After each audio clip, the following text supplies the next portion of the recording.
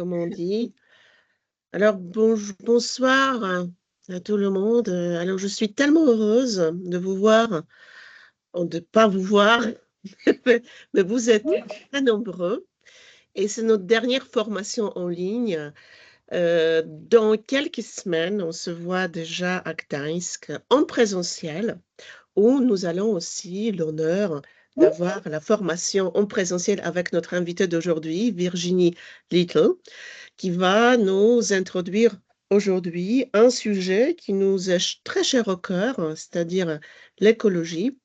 Alors, notre projet étant un projet européen, il n'est pas seulement centré sur la littérature, sur français langue étrangère, mais aussi sur l'écologie. Alors, on veut bien en parler, sensibiliser nous sensibiliser et sensibiliser les autres, apprendre plusieurs choses. Alors, je me permets de présenter Virginie Little, notre invitée d'aujourd'hui. Alors, Virginie, vous êtes consultante en transition écologique et énergétique, changement climatique, formatrice, speaker, mentor, enseignante, fondatrice de Little Greenfinity et consultante certifiée pour réaliser des inventaires de gaz à effet de serre. Donc, ça, c'est vraiment très, très professionnel. Vous animez plusieurs ateliers, par exemple, atelier de la fresque du climat basé sur les rapports du groupe d'experts intergouvernemental sur l'évolution du climat des Nations Unies, la fresque de la biodiversité, fresque de la construction, fresque de limites planétaires. Alors, il y en a beaucoup, beaucoup de fresques. J'adore cette expression, le fresque, puisque c'est tellement pittoresque. Vous êtes formatrice et animatrice de la fresque de la mobilité facilitatrice de la marche du temps profond. Vous conseillez les organisations sur la façon de réduire l'impact de leurs opérations sur l'environnement et les municipalités sur la façon de mettre en œuvre les pratiques de villes, ce qu'on appelle aujourd'hui de villes durables. C'est aussi un mot-clé qui revient assez souvent dernier temps. Vous êtes auteur de nombreux programmes de formation pour les entreprises et les collectivités locales, ainsi que l'organisatrice d'événements éducatifs pour le public bien ciblé. Vous avez même précisé l'âge, alors c'est de 5 à 105 ans. Donc, je crois qu'on est tous dans, dans la fourchette. dans la fourchette, justement. Depuis 2016, plus de 6000 personnes ont déjà participé à ces ateliers et formations. Alors aujourd'hui, une trentaine de personnes, de nouveaux participants vont augmenter ces groupes. Alors merci Virginie d'être avec nous et je vous laisse la parole. Merci beaucoup, Kacha. Bonsoir à tous. Je suis très, très heureuse d'être avec vous aujourd'hui en ligne et dans un mois en présentiel. Ce sera beaucoup plus chouette, beaucoup plus convivial. Mais bon, la magie technologique nous permet quand même déjà de passer un moment ensemble ce soir, 1 heure, à parler effectivement de bisous. Et contre toute attente, bisous, c'est en fait un sigle pour un comportement plus écologique, un mode de consommation plus écologique. Je vais vous en parler justement dans un instant. Je vais partager mon écran. Alors, il me faut me concentrer un tout petit peu pour faire cette manipulation. Voilà. Et je vais vous demander confirmation que vous voyez bien mon écran. Ah, attendez, je vais juste enlever ça. Voilà. Et je reviens. Est-ce que vous voyez bien mon écran en plein écran? Oui. Oui. Super. Oui. Et pour nos organisatrices coordinatrices, je le redis. Alors d'abord, j'invite tout le monde à sauter dans la conversation si vous avez une remarque, si quelque chose n'est pas clair, si un mot n'est pas clair ou si vous avez une question en cours de présentation. J'aime bien quand les rencontres sont vraiment interactives. Si jamais la réponse à votre question était un petit peu plus loin dans ma présentation, éventuellement, je vous dirai, je vais y répondre dans un instant ou quelques slides plus loin pour ne pas casser finalement le déroulé de la présentation. Mais n'hésitez pas. Si vous préférez écrire dans le chat, c'est là que j'ai besoin de l'aide coordinatrice et organisatrice de ce soir parce que je ne vois pas le chat. C'est aussi pour ça que si vous avez envie de poser une question, n'hésitez vraiment pas à prendre la parole. Je ne vois pas non plus les mains qui se lèvent, etc. Je ne vois que mon écran. Donc vraiment, n'hésitez pas à intervenir de vive voix. Donc bisous, c'est un sigle que je vais vous présenter un petit peu plus tard, justement dans la deuxième partie de cette rencontre. Évidemment, le titre est un petit peu un jeu de mots. En plus, là, je me permets une petite référence culturelle. Donc, je suis française. Je vis à Gdansk et en Pologne depuis très longtemps. Et j'aime beaucoup vivre à l'étranger. Et je trouve que c'est très riche. Et ce qui est très riche, c'est de confronter, même si je me sens vraiment chez moi en Pologne, justement d'être toujours un petit peu, je suis chez moi, mais quand même je reste française. Et donc, je vois des choses où j'ai un regard de française qui est lié à ma culture, évidemment. Et donc là, la petite référence en plus, c'est que nous, les Français, bon, d'abord, vous savez, quand on se connaît, quand on se présente à quelqu'un, il n'est pas rare qu'on se fasse la bise. Nous sommes un peuple assez tactile. Et puis bon, il y a plein de stéréotypes autour, justement, des baisers, des Français, des Français de l'amour à la française. Enfin, pardon, pas pour les polonophones, ne traduisez pas, ça n'a rien à voir, mais en tout cas, voilà. Donc je trouve que ce sigle, qui n'est pas de moi, je vous l'expliquerai un petit peu plus tard, en plus, c'est une jolie petite référence voilà, culturelle. Donc aujourd'hui, on va parler comment consommer malin. Et consommer malin, ça veut dire consommer responsable, en fait. Peut-être vous avez déjà été confronté à quelques informations qui vous alertent sur le fait que notre mode de consommation actuel, nous, dans les pays développés, les pays occidentaux, est au-delà des moyens de la planète. C'est-à-dire que nous consommons en fait beaucoup de ressources naturelles à travers notre consommation de biens et de services aussi. Et puis nous sommes aussi responsables, cette consommation est aussi responsable de pollutions qui sont aussi graves pour la planète, pour les écosystèmes. Donc ici, consommer malin, c'était aussi une façon de dire malin, mais en fait, pour prendre soin de la planète.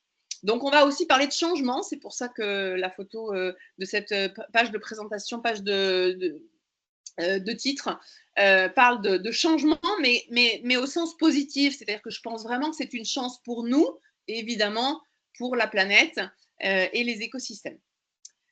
Alors, je vais commencer cette rencontre par quelques données que je pense qu'il est important d'avoir en tête avant qu'on fasse nos prochains achats. Et on va voir de quels achats il peut s'agir. On va toucher ce soir 4 domaines. La mode, les vêtements, nos appareils électroniques et électriques, la nourriture, et puis j'en oublie un. Ça va me revenir en cours de présentation, pardon. En tout cas, pour dire la technologie, le numérique. Oui, ça je l'ai dit. Hein. Et c'est celui-là. Avant la nourriture, la mode. Ouais, ça aussi j'ai dit. Tu vois, c'est Okay. le même qui vous manque. C'est pas grave. De toute façon, les slides sont là, donc ça va me revenir. Enfin, je veux dire, je saurai de quoi je vais vous parler, c'est sûr. Tout ça pour vous dire que je voulais qu'on ait une petite vue d'ensemble de nos modes de consommation. Alors, on va commencer par la mode et notre impact de fashion victime. C'est pas un terme français, excusez-moi, mais bon, c'est un terme, je pense, qui est assez universel, qu'on utilise pas mal. Je suis pas sûre qu'on ait un équivalent en français d'ailleurs. En tout cas, en général, dans nos pays occidentaux, on consomme beaucoup de vêtements. Et dans le monde en général, aujourd'hui, sont vendus 100 milliards de vêtements chaque année. Vous savez qu'on est 8 milliards de personnes sur la planète, donc ça fait à peu près 12 pièces de vêtements par terrien. Alors, je vous amène à réfléchir un petit peu combien vous avez acheté de vêtements sur les 12 derniers mois. Peut-être ce sera beaucoup moins, peut-être ce sera plus, et peut-être vous serez dans la moyenne. Mais en tout cas, bon, 12, ça fait un nouveau vêtement par mois, c'est pas mal quand même en moyenne. Et là, déjà, on peut se dire, bon, ça fait effectivement beaucoup de vêtements. Sachant qu'évidemment, si on parle d'une moyenne sur la Terre, pour tous les terriens, vous imaginez bien que tout le monde n'a pas le même mode de vie et qu'il y a beaucoup de terriens qui ne s'achètent pas un vêtement nouveau par mois, hein, par exemple. Donc, ça veut dire que, justement, il y a, dans les pays développés notamment, dans les pays riches, il y a beaucoup plus de vêtements par personne. Alors, ça veut dire en gros quand même déjà, là on a pu deviner qu'on consomme quand même beaucoup de vêtements. Beaucoup sont produits, beaucoup sont achetés. Il y a aussi pas mal d'invendus, hein, on va en parler. Et notamment en Europe, par exemple, chaque année, 4 millions de tonnes de textiles sont jetées. Et je trouve que ce qui est intéressant, c'est parce que souvent aujourd'hui, quand on parle de déchets, on parle beaucoup de recyclage. Et évidemment, les professionnels, les vendeurs, les marques sont très enclines à nous parler de recyclage pour nous faire croire que notre consommation n'a pas d'impact, en fait. C'est-à-dire que tout va bien puisque l'on peut recycler ce que l'on jette. Bon, dans la réalité, vous voyez avec les vêtements, mais on le verra aussi avec d'autres choses de notre consommation. Le recyclage, c'est pas du tout la norme aujourd'hui. 80% des vêtements qui sont jetés vont être jetés en décharge, c'est-à-dire, vous savez, ce sont des espaces où nous entassons nos déchets dans la nature, c'est-à-dire un morceau de terre, évidemment, c'est une infrastructure encadrée, mais quand même, c'est un endroit sur Terre où les déchets vont rester, ou alors ils sont incinérés, c'est-à-dire ils sont brûlés. C'est aussi une pratique dans beaucoup de pays. Et puis 10 à 12% seulement des vêtements que l'on jette donc peuvent être revendus dans des magasins d'occasion, et seulement 1% des vêtements que l'on jette sont recyclés pour produire de nouveaux vêtements. Oui. Donc ils peuvent être recyclés aussi pour d'autres usages, par exemple des matériaux d'isolation des bâtiments, ça arrive. Mais si on parle de recyclage vraiment pour faire d'autres vêtements, c'est-à-dire c'est le plus vertueux puisqu'on réutilise la matière pour faire d'autres choses, eh bien c'est seulement 1%. Donc tout de suite on voit bien qu'effectivement on nous parle beaucoup de recyclage, mais c'est pas du tout la norme et c'est pas du tout la solution merveilleuse que beaucoup d'industriels nous vendent. Et qu'au final, beaucoup de ces vêtements qui sont jetés finissent vraiment en déchets, quoi. Alors, selon les statistiques, on porterait entre 30 et 50% de ce que nous avons, porterait régulièrement entre 30 et 50% de ce que nous avons dans nos placards.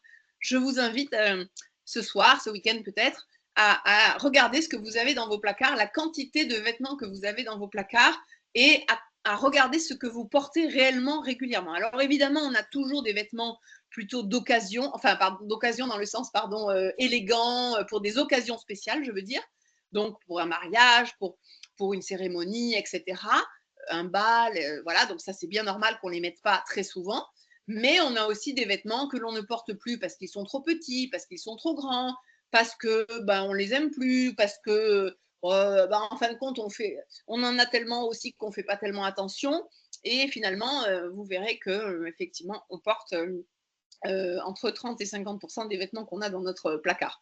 Donc, encore une fois, cette statistique, elle nous amène quand même à nous dire que visiblement, on a quand même des choses qui ne sont pas forcément pour nous indispensables, puisqu'on ne les utilise pas régulièrement.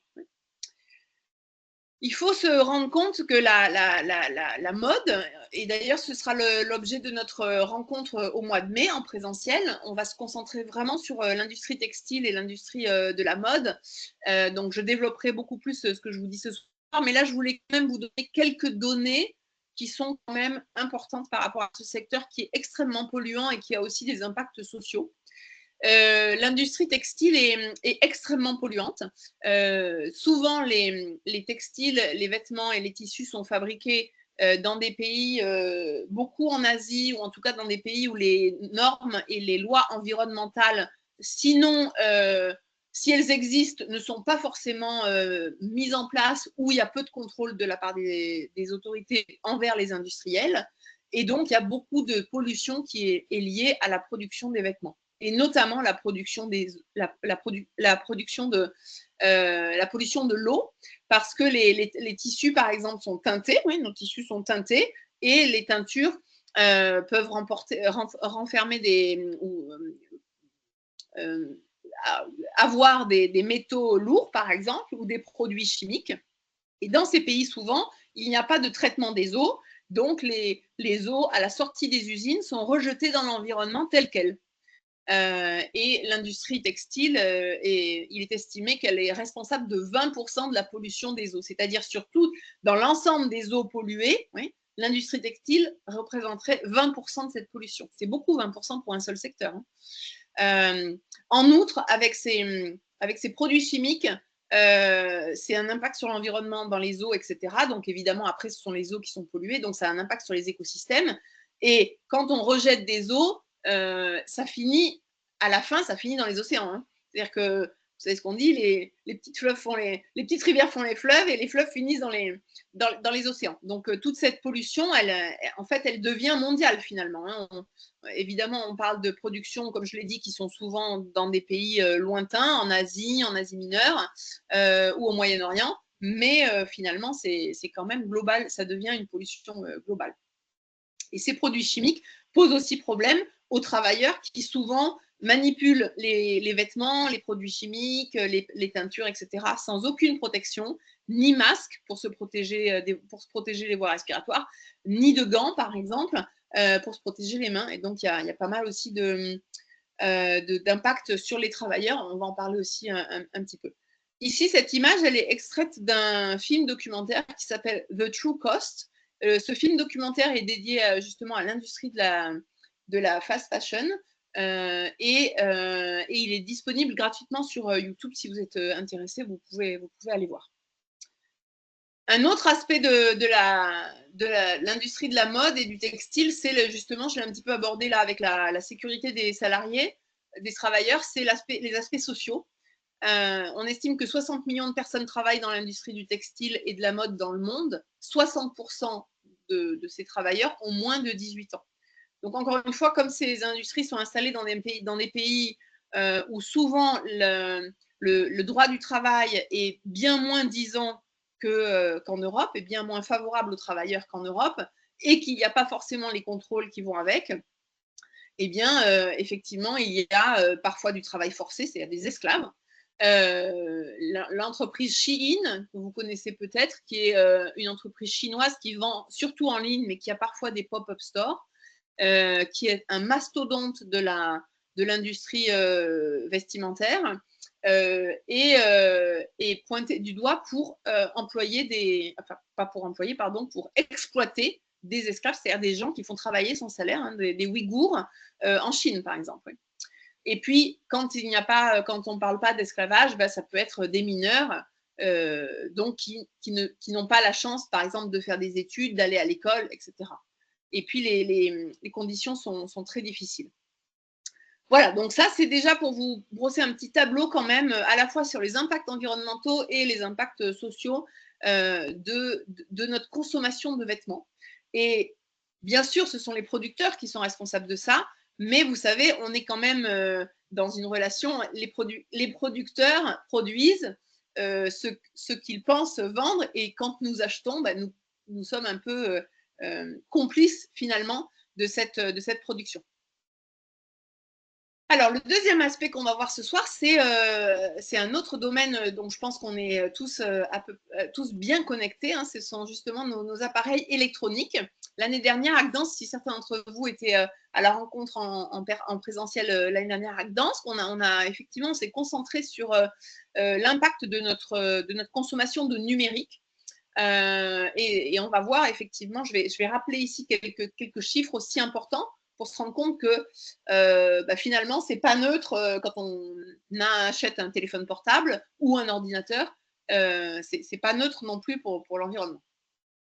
Alors d'abord, il faut voir que justement dans les pays occidentaux, les pays développés, on consomme énormément d'objets numériques et maintenant ce qu'on appelle les objets connectés, des montres, des écouteurs, en plus évidemment de nos téléphones, de nos ordinateurs, des enceintes connectées, des assistants de maison, je crois que ça se dit comme ça en français, connectés. Vous savez, quand vous demandez à Siri chez Apple ou alors à Alexia, c'est Google Alexia, je n'ai pas, donc, mais il me semble que c'est celui de Google.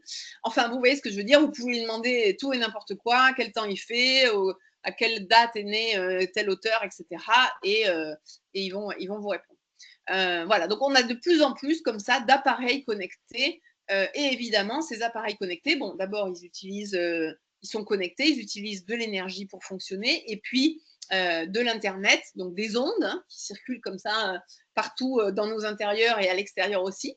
Et puis, ils ont beaucoup de composants, puisque ce sont des matériaux électroniques.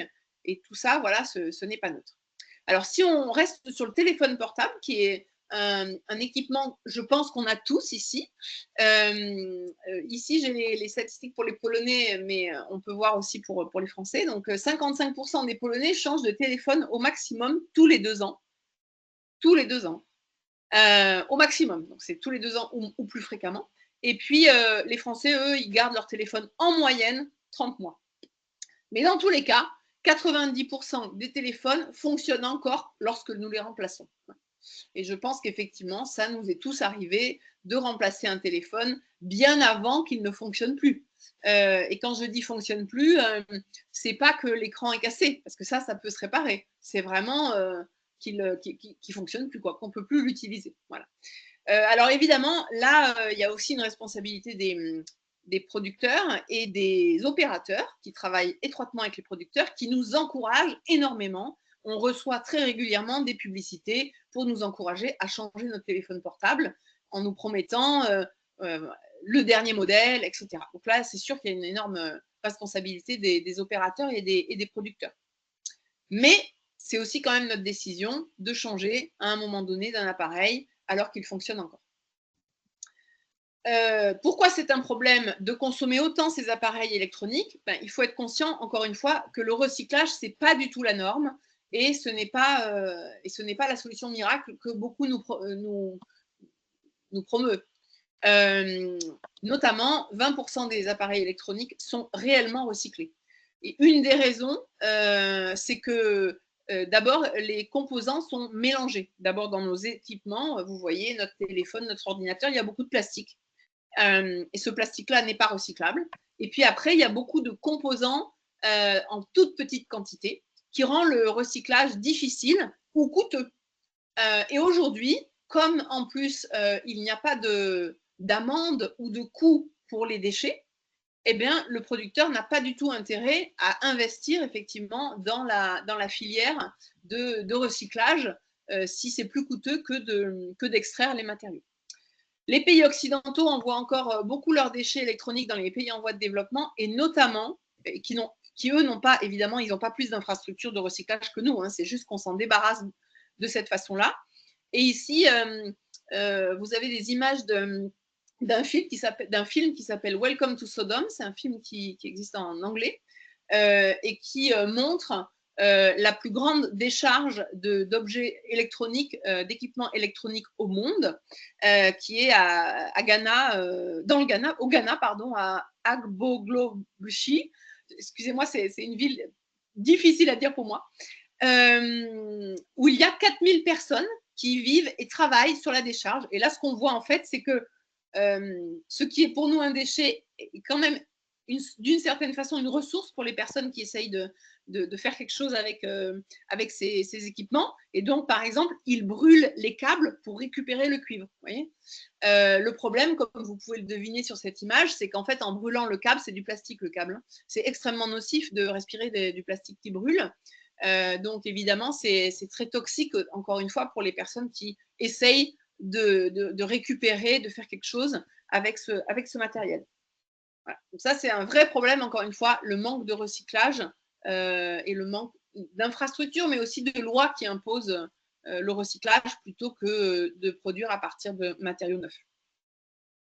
Et donc, puisqu'ils ne recyclent pas, puisqu'on ne recycle pas, on va fabriquer des téléphones, on reste sur le téléphone ici, à partir de matériaux, de matières premières qu'on appelle primaires, donc qui sont extraites. Donc, comme je dis, il y en a à peu près 60 types différents dans un téléphone, et beaucoup sont en toute petite quantité, autour d'1 gramme, voire moins. Ouais. Donc ici, vous avez juste voilà, un petit schéma qui vous montre les différents matériaux en question. Évidemment, ces matériaux, en plus d'être en grande quantité, enfin d'être nombreux et parfois en petite quantité, ils ne sont pas extraits, donc ils sont extraits via des mines. Ils ne sont pas extraits dans un seul et même pays. Oui, on parle là d'une industrie vraiment mondialisée. Il y en a, selon selon les matériaux. Le lithium, par exemple, est en Amérique latine. Le cobalt, c'est beaucoup en Afrique. Et puis, il va y avoir d'autres matériaux en Asie, par exemple. Oui. On estime que notre téléphone portable, à travers les matériaux qui sont extraits, son assemblage, son design, etc., fait 4 fois le tour du monde avant d'arriver dans notre poche. Pour vous donner une image aussi, une idée de la logistique impliquée derrière la fabrication de nos téléphones portables.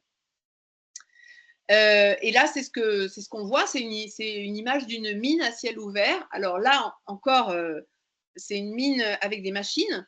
Alors, un des problèmes, c'est que vous voyez bien, ça, c'est une catastrophe pour les paysages et pour l'environnement. Ici, c'est une mine qui n'exploite pas forcément de l'eau, en tout cas pas sur le site qu'on voit.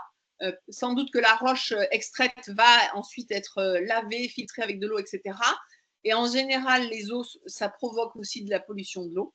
Et puis après, il y a des matériaux qui sont extraits à la main, et je pense notamment au cobalt. Peut-être vous avez entendu parler justement du problème aussi social du cobalt.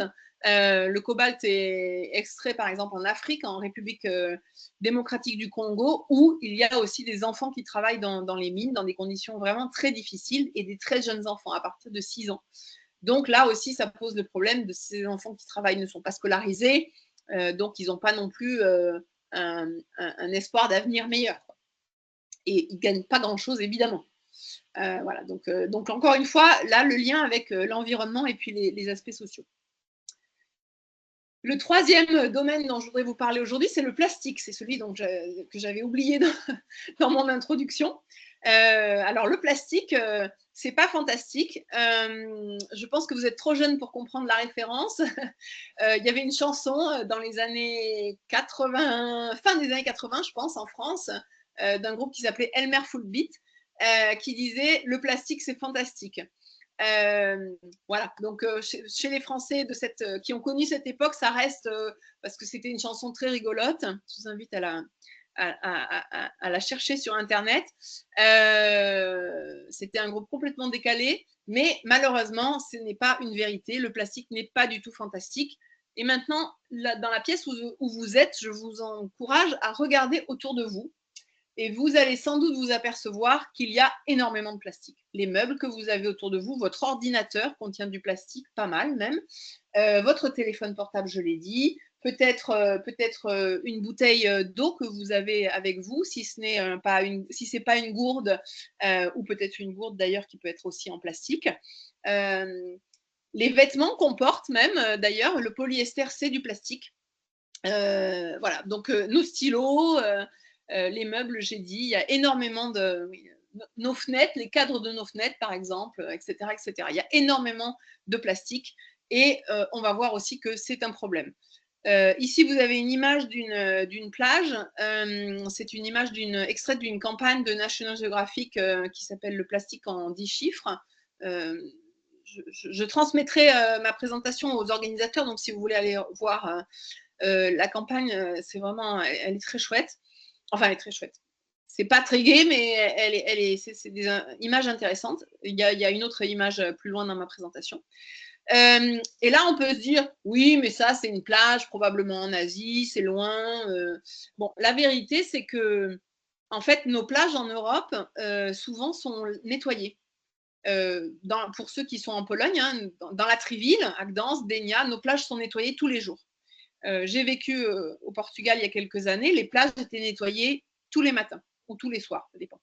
Donc en fait, on n'a pas une chance d'assister à ça, mais je vous donne fort à parier que si on ne nettoyait pas les plages tous les jours, on en arriverait assez rapidement là. Moi, je participe aussi de temps en temps à des nettoyages de plages. Et c'est peut-être pas, voilà, de toute façon, elles sont nettoyées, mais quand même, il reste pas mal de choses, et notamment, il reste beaucoup de mégots, de cigarettes, de capsules de bouteilles, et puis après des emballages et beaucoup de plastique. La première raison, c'est que le plastique est un emballage, souvent c'est un emballage en plastique, est un matériau très léger, donc il peut voler de la poubelle, de notre sac, etc. Et on ne va pas forcément courir après.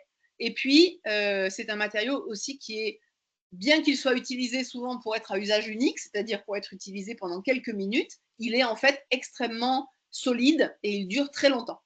Donc, vous allez voir, la prochaine fois que vous allez à la plage, je suis sûre, donc je l'ai dit, des mégots, d'ailleurs dans les mégots, il y a aussi du plastique. Vous allez voir aussi des emballages de barres chocolatées, par exemple, ou alors le tout petit film plastique qui recouvre un paquet de cigarettes. Ça, c'est vraiment un des déchets qu'on trouve très souvent. Et bien sûr, des sacs plastiques, etc. Donc ça, c'est une des pollutions, effectivement, même si nous ne jetons pas toujours les choses dans la nature, j'espère que vous jetez bien les choses dans une poubelle, mais quand même, malheureusement, bon voilà, il y a du vent, il y a des oiseaux qui sortent ou d'autres animaux qui sortent les déchets des poubelles et ça peut finir dans l'environnement. Alors, le plastique, je l'ai dit, une grande partie du plastique, en fait, c'est ce qu'on appelle le plastique à usage unique. Et en fait, c'est 40% de tout le plastique produit. Ce qui est intéressant sur ce graphique, c'est qu'on voit la croissance exponentielle de la production de plastique depuis 1980. Le plastique a été inventé à peu près dans les années 50. Et depuis ce moment-là, là, on voit qu'il y a quand même une vraie accélération depuis les années 80. Depuis ce moment-là, vraiment, c'est une croissance exponentielle. Ça pose beaucoup de problèmes aussi par rapport à la production. Le plastique, c'est un produit dérivé du pétrole. Donc là aussi, on touche aux questions environnementales. Il faut extraire le pétrole et puis aux questions climatiques, puisqu'évidemment, ça émet des gaz à effet de serre. Donc c'est vraiment, en fait, c'est vraiment pas un produit fantastique. Et comme on voit sur ce graphique, une grosse partie, 40%, ce sont des emballages.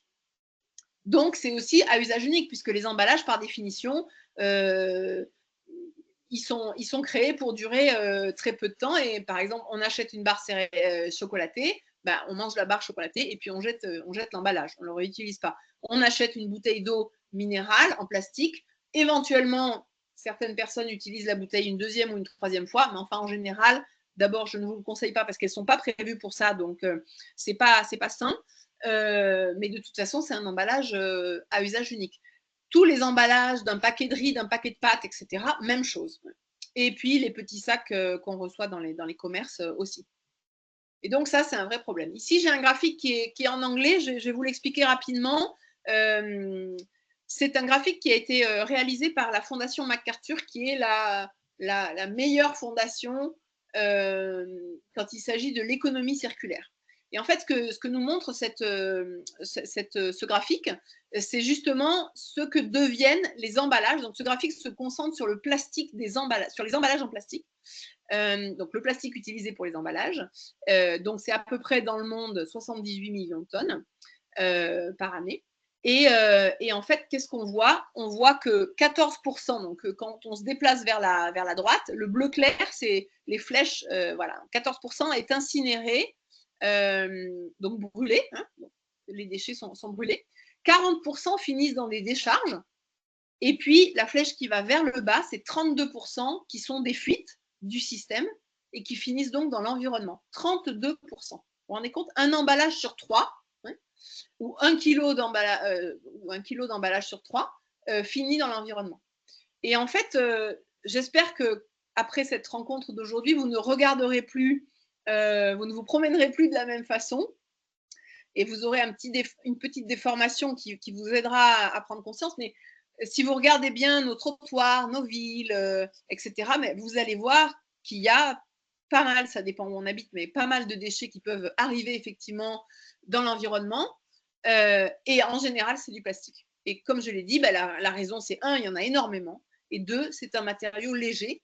Donc, effectivement, il est facile. Encore une fois, ce n'est pas parce que tout le monde jette les déchets dans la nature, c'est parce qu'il est facile qu'il s'échappe du système, hein, d'une poubelle, etc. 4% est perdu dans le processus de recyclage et seulement 8% du plastique d'emballage va être effectivement recyclé.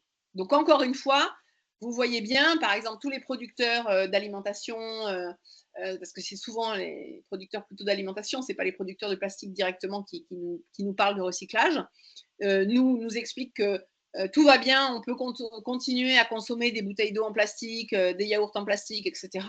parce qu'on peut recycler. La vérité, c'est que non, en fait, il y a très très peu de recyclage effectif. Ouais.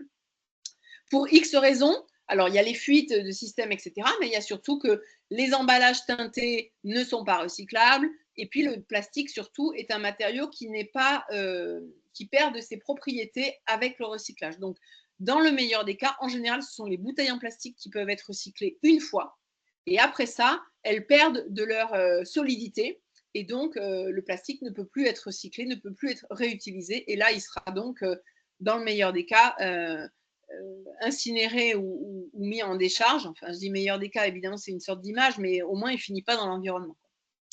Voilà, donc on voit bien les limites du plastique, du recyclage du plastique, pardon. Et puis, ce qui finit dans l'environnement, bah, donc c'est l'équivalent, chaque minute, c'est l'équivalent d'un camion poubelle de déchets en plastique qui arrive dans les océans. Alors, comprenez-moi bien, ce n'est pas qu'un camion poubelle déverse son contenant de plastique dans les océans. Encore une fois, c'est toutes les fuites du système, plus les pays où éventuellement il n'y a pas de gestion de déchets, puisque nous, dans nos pays, nous jetons nos déchets dans notre poubelle, et puis dans un contenant plus grand, il y a un camion poubelle qui vient, etc. Ça, c'est un système de traitement des déchets qui est organisé. Il y a beaucoup de pays où ça n'existe pas. Donc là, les habitants jettent évidemment, effectivement, dans la nature.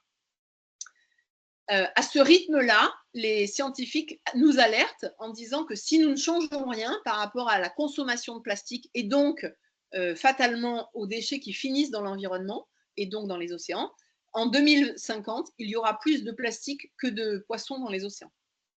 C'est quand même une nouvelle assez alarmante. Ah, ça, c'est une autre image de… Vous voyez toujours les slides qui se changent. Hein. Je m'assure que tout va bien techniquement. Oui, tout à fait. Oui. Merci. Une autre image de cette campagne de National Geographic, le plastique en 10 chiffres. Voilà, vraiment, bon, je pense qu'elle parle d'elle-même. Et le commentaire, c'est d'ailleurs issu de cette campagne. Hein. Depuis 2015, presque 7 milliards de tonnes de plastique, de déchets plastiques ont été produites. Environ 9%, vous voyez, ils redonnent les mêmes d'une autre source. Donc, on voit bien que si on recoupe des sources qui tombent sur les mêmes chiffres, c'est que, a priori, c'est fiable. 9% ont été recyclés, 12% sur l'autre graphe, on était à 14%, ont été incinérés, c'est-à-dire brûlés, et 80% ont été accumulés dans des décharges ou dans la nature. Qu'est-ce que ça veut dire en fait? Ça veut dire que depuis que nous avons inventé le plastique, il y a à peu près 70 ans, 80% du plastique est toujours sur Terre. Et le plastique, il peut se dégrader, mais parfois on entend que ça met 400 ans, par exemple, à se dégrader. Alors, le mot dégrader est un peu un abus de langage. Oui, il se dégrade, mais il ne disparaît pas. Il ne se biodégrade pas. Ce n'est pas un matériau organique. Il ne finit pas, si vous voulez, il ne va pas se disparaître dans la nature sans laisser de traces. Il va se décomposer, en fait, en tout petits plastiques. Vous avez peut-être entendu le terme de microplastique ou de microparticules de plastique. Il va se décomposer en tout petits morceaux, mais il va rester les particules de plastique, la chimie du plastique, hein, les polymères, c'est un polymère, vont rester dans la nature en fait. Donc c'est vraiment alarmant et je crois que ça devrait vraiment nous alerter pour nous dire oui, je crois qu'il est temps qu'on fasse un effort pour réduire notre consommation de plastique.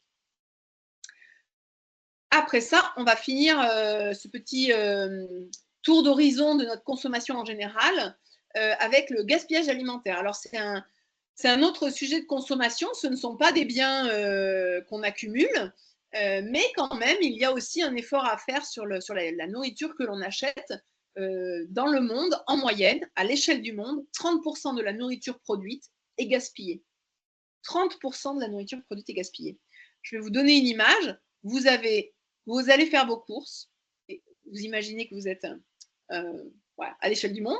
On va faire nos courses, on ressort avec 3 sacs du magasin et un sac va finir à la poubelle. Un sac.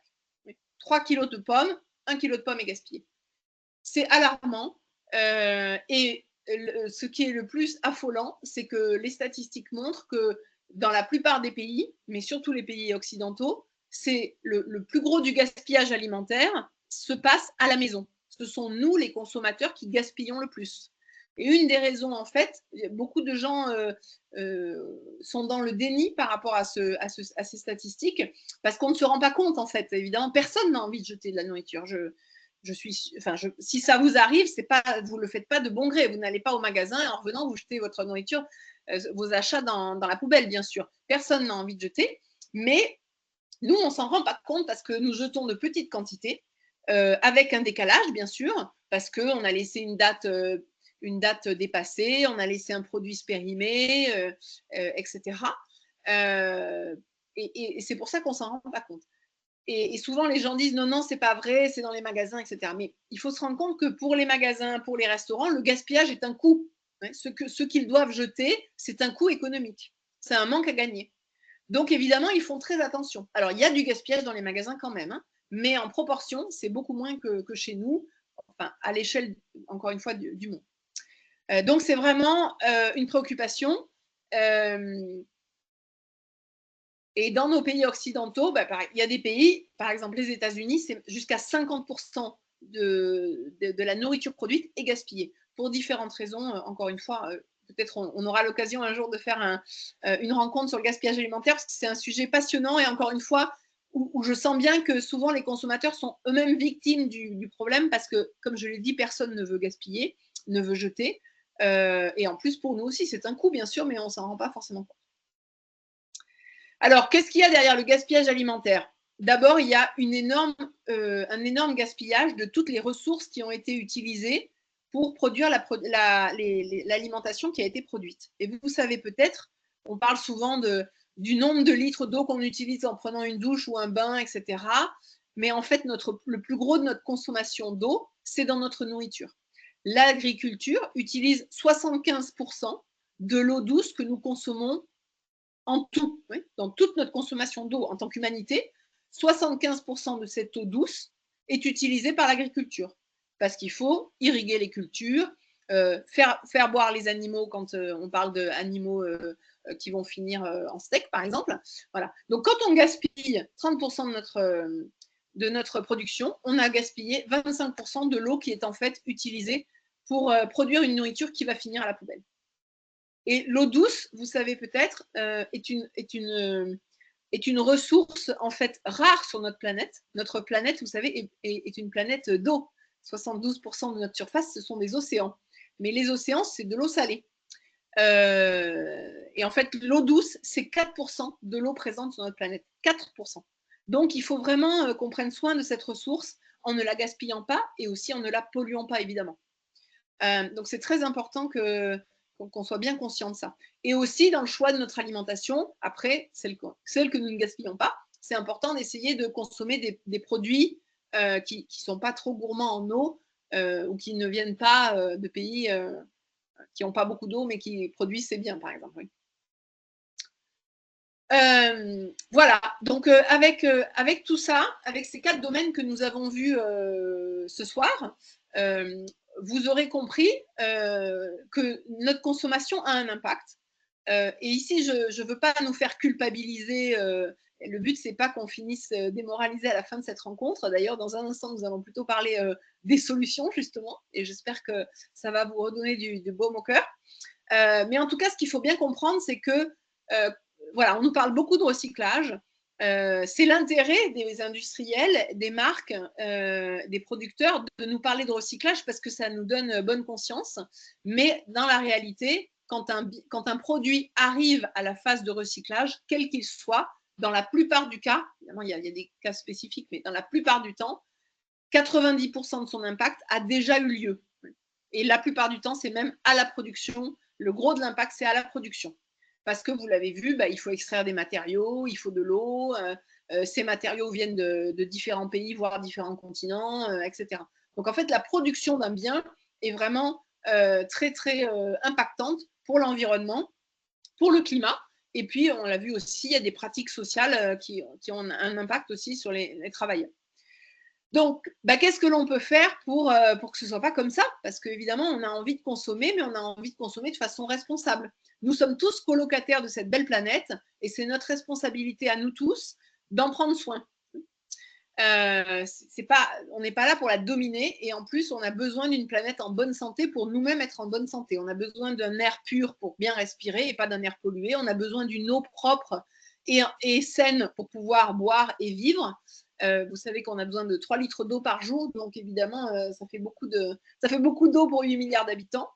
Et puis, on a besoin évidemment de sols sains, etc., fertiles. Donc, on a besoin d'une planète en bonne santé. Donc, finalement, c'est un peu notre propre intérêt de prendre soin de la planète pour que nous puissions nous-mêmes être en bonne santé. Et là, on a abordé beaucoup de sujets, mais vous allez voir qu'avec la méthode Bisou, eh ben, on a finalement une réflexion qui peut servir dans toutes nos décisions d'achat.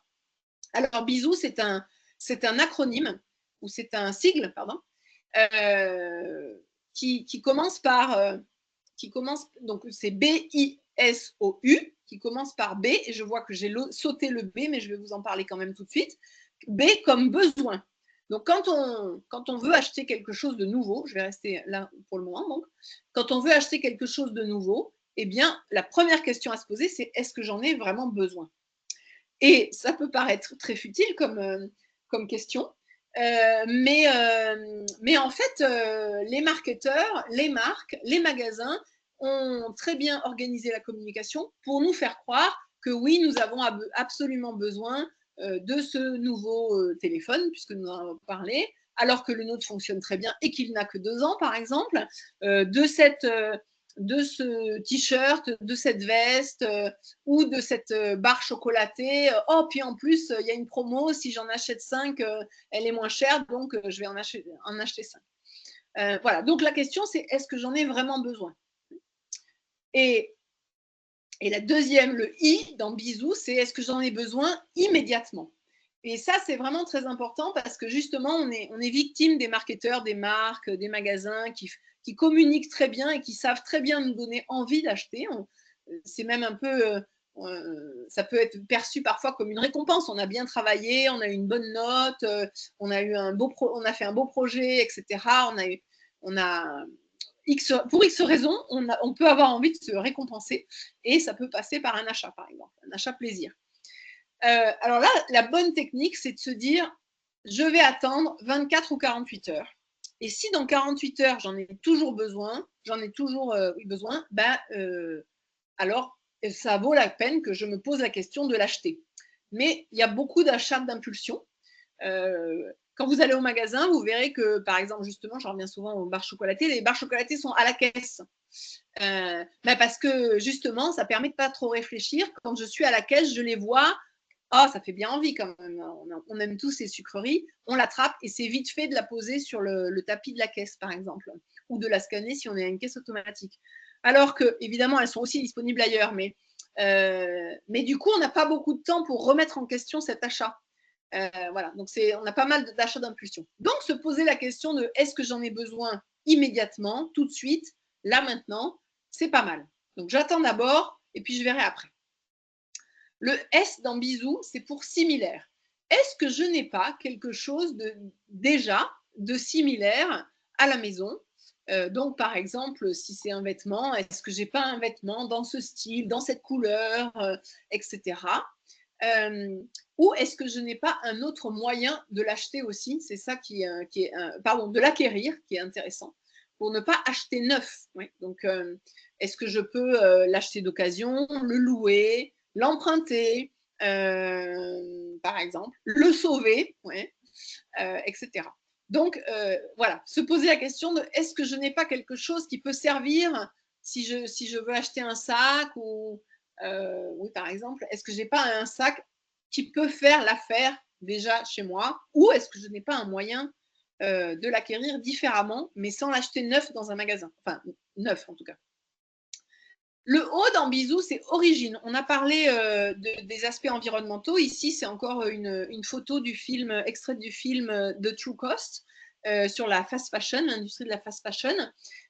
Donc, ça vaut vraiment la peine aussi de se poser la question de l'origine. Où est-ce qu'il a été fabriqué? Par qui il a été fabriqué? Est-ce que je cautionne ces modes de fabrication, cette façon de faire travailler les gens? Par exemple, Shein, est-ce que je cautionne le fait que Shein exploite des esclaves on est au 21e siècle quand même. Hein. L'esclavage a été aboli il y a 200 ans, plus de 200 ans. Est-ce que j'exploite, est-ce que je cautionne ce mode de production, ou même d'un point de vue environnemental. Oui, est-ce que effectivement c'est un produit qui est très consommateur de ressources, etc. Oui. Donc se poser aussi la question de l'origine. Et puis le U, je vous ai fait ici une petite compilation de photos d'objets qui existent réellement et qu'on pourrait vraiment acheter si on pensait que c'était utile. Donc le U en bisou, c'est utile. Et là encore, les marketeurs sont très bons pour nous donner envie d'acheter des choses, mais il y a plein de choses qui sont dans les magasins qui ne sont pas du tout utiles. Donc là, je vous donne, vous voyez, un cahier pour prendre des notes, et puis en fait, le verso des pages, c'est un imprimé, par exemple, de ballons de différents sports, ou de boules, ou de balles, et comme ça, quand on les froisse, ça fait une espèce de balle en fait dégonflée ou un ballon dégonflé. Bon, évidemment, pour imprimer ça, c'est une impression couleur. Ça a consommé du papier qui n'a probablement pas été recyclé d'ailleurs, ou qui n'est pas recyclé, et puis ça a consommé des ressources, etc. Donc voilà, donc un cahier comme ça, franchement, c'est pas utile. Une cuillère spéciale céréales killer pour manger ses céréales le matin, c'est pas non plus utile. Hein. Et puis, le coupe banane en plastique, là, bah, c'est pareil, ça a l'air comme ça très attractif. Ça fait vraiment partie des gadgets. En fait, si on ne se pose pas de questions, on peut avoir envie de les acheter. Mais bon, quand on y réfléchit à 2 fois, et là, en plus, on tombe sur un objet, vous voyez, en plastique. Donc, en plus, il ne va pas être cher. Donc là, on peut se dire, oh, c'est marrant, c'est pas cher, etc. Bon, bah, on a tous un couteau chez nous, et un couteau, c'est tout à fait utile et fonctionnel pour couper les bananes. Voilà, donc bisous, besoin, immédiat, similaire, origine et utile. Et vraiment, je vous encourage à vous poser cette question quand vous allez faire un prochain achat, sans culpabiliser, mais en vous disant que au moins vous aurez fait un achat responsable. Voilà. Alors maintenant, si vous avez des questions, il nous reste quelques minutes. Des questions, des remarques, des commentaires, c'est le moment.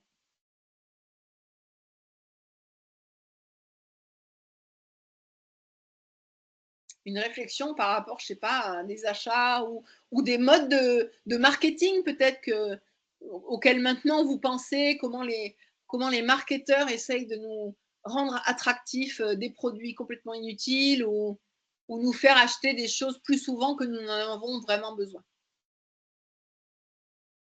On reste bouche bée, c'est-à-dire que avec les données, oui, c'est vraiment... on n'a pas de chance. Et Virginie, est-ce que puisqu'il nous reste quelques minutes, oui. Est-ce que tu peux parler de ce défi qu'on voudrait proposer à nos participants? Je voulais donner l'occasion à nos participants éventuellement de réagir. Si vous n'avez pas de réaction ou si ça vous vient après, je vais vous parler effectivement. Donc, on a conçu un joli défi avec l'équipe qui va vous accueillir à Gdansk dans un mois. Donc, on vous invite à participer à un défi qui s'appelle Rien de nouveau. Et alors là aussi, il y a un petit clin d'œil à la façon dont on parle en français. C'est que vous savez, quand on se croise avec quelqu'un, quand on rencontre quelqu'un, on lui dit alors quoi de neuf, voilà.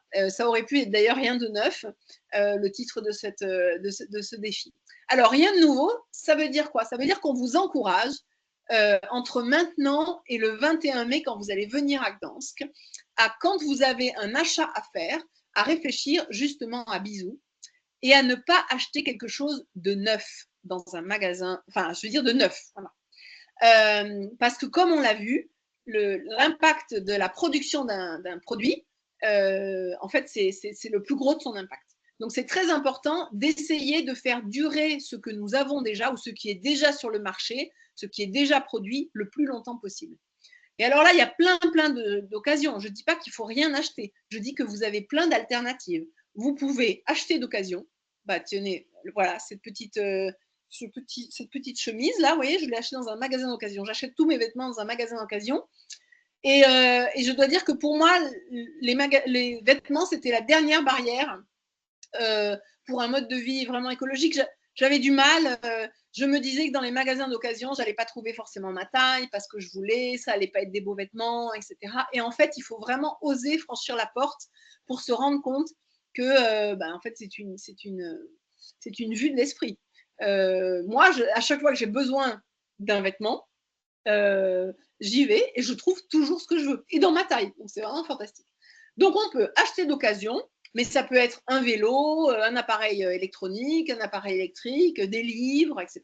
On peut louer ou emprunter, par exemple, justement des livres. Il y a plein d'objets qu'on emprunte, qu'on y pense, auxquels on ne pense pas. La bibliothèque, c'est typiquement de l'économie du partage, comme on dit. Donc, on n'achète pas forcément les livres. Et là, on se rend compte qu'on fait beaucoup d'économies, en l'occurrence.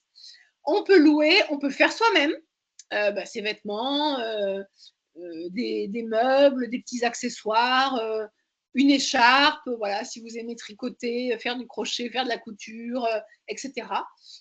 Et puis, on peut aussi réparer quelque chose qui s'est cassé ou que l'on a hérité ou récupéré cassé, mais qu'on peut effectivement réparer nous-mêmes. On peut rénover à partir typiquement les vêtements, les meubles, etc. Donc, vous voyez qu'on ne dit pas qu'il ne faut pas consommer.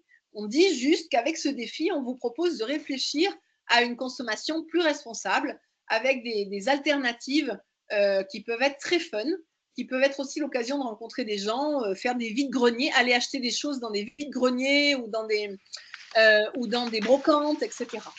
Voilà, donc ça, c'est la proposition. À partir de maintenant et jusqu'au 21 mai, on vous encourage à réfléchir comme ça et à plutôt faire des achats ou à acquérir des choses, parce que ce n'est pas forcément acheter, encore une fois, d'une façon alternative. Et il faudra venir à Gdansk avec une belle histoire à raconter sur un objet en particulier, donc, ou peut-être quelque chose que vous n'aurez pas acheté d'ailleurs, parce que justement, comme vous allez vous poser la question du bisou, vous allez vous dire, ah ben oui, en fait, j'en avais pas besoin. Donc, ça peut aussi être quelque chose que vous n'avez pas acheté. Donc, vous allez venir à Gdansk avec, vous aurez sélectionné un objet acheté, enfin acquis ou pas acquis, et on vous invite à raconter l'histoire de cette acquisition ou non-acquisition. Donc, par exemple, ça peut être quelque chose que vous avez hérité de votre grand-mère ou d'une amie ou d'une sœur, ou vous avez acheté dans un vide-grenier, ou que vous avez fait réparer, voilà, parce que vous teniez beaucoup à cet objet, vous ne vouliez pas le jeter, etc. Donc, et ça, c'est aussi une belle histoire, c'est qu'en fait, les objets ont une histoire. Et je trouve que c'est vraiment une belle narration, en fait, de se dire que on n'achète pas, voilà, c'est pas des biens de consommation comme ça, je vais au magasin, j'achète, quand ça va plus, je jette. C'est de se dire que on a hérité d'un vêtement d'une sœur, d'une amie, d'un papa, d'une maman, etc.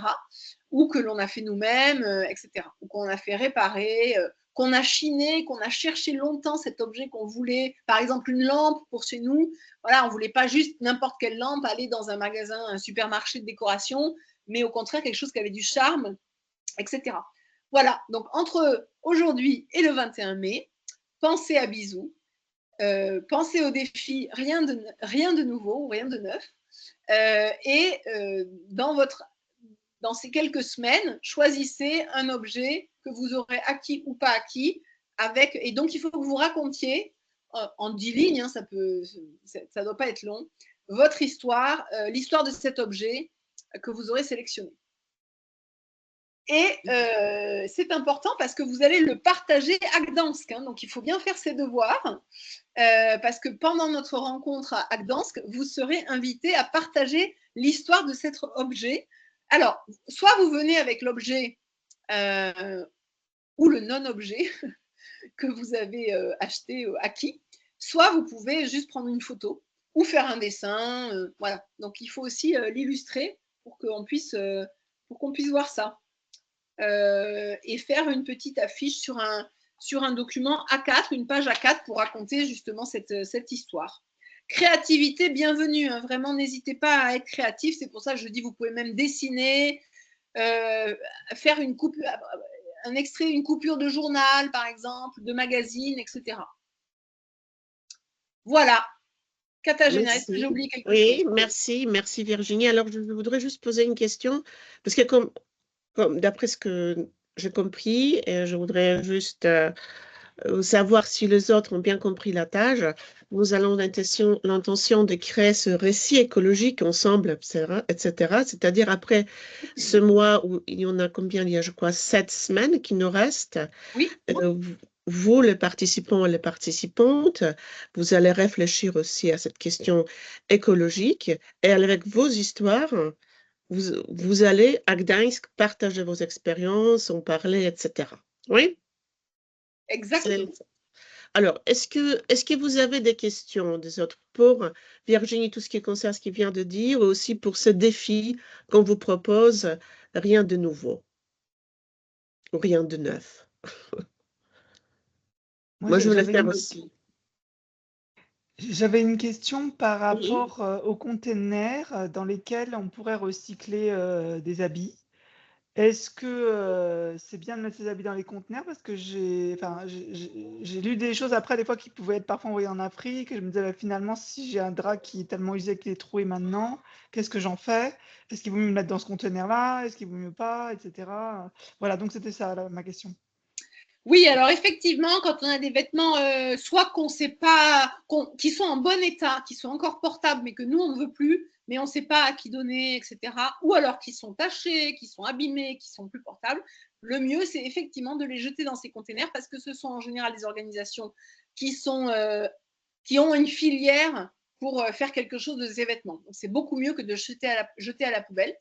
Et alors, bon, parfois, les gens sont choqués parce qu'ils pensent que ça va être donné. Ça peut être vendu parfois aussi. Moi, je dirais que le principal, où ça peut être utilisé pour des filières, vous voyez, un petit peu, comme j'ai dit, pour de l'isolant, par exemple, pour les vêtements qui sont plus portables. Je pense que ce qu'il faut se dire, c'est que le principal, c'est que ça finisse justement pas à la poubelle. Ce qui compte, c'est que ce soit réutilisé. Si de toute façon on n'était pas prêt à le vendre, bah, que ce soit vendu derrière, c'est pas. Du moment qu'il y a une autre vie pour ce matériau, c'est le plus important. Donc oui, c'est une bonne pratique de jeter dans ces containers. Merci.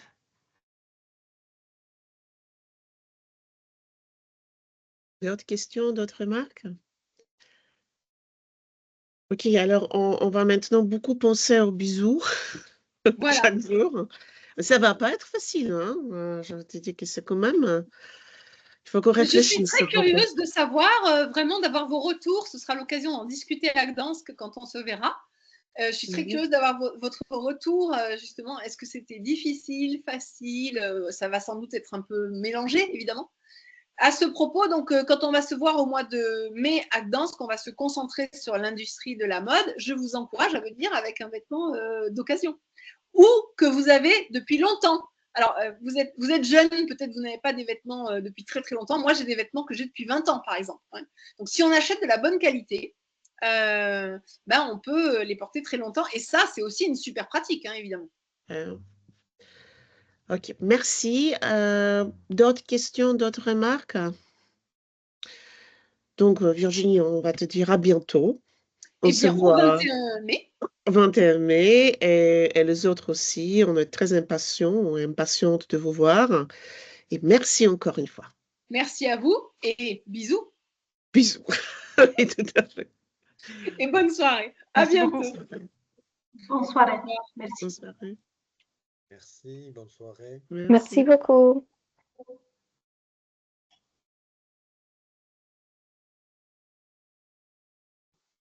Merci, au revoir, bonne soirée.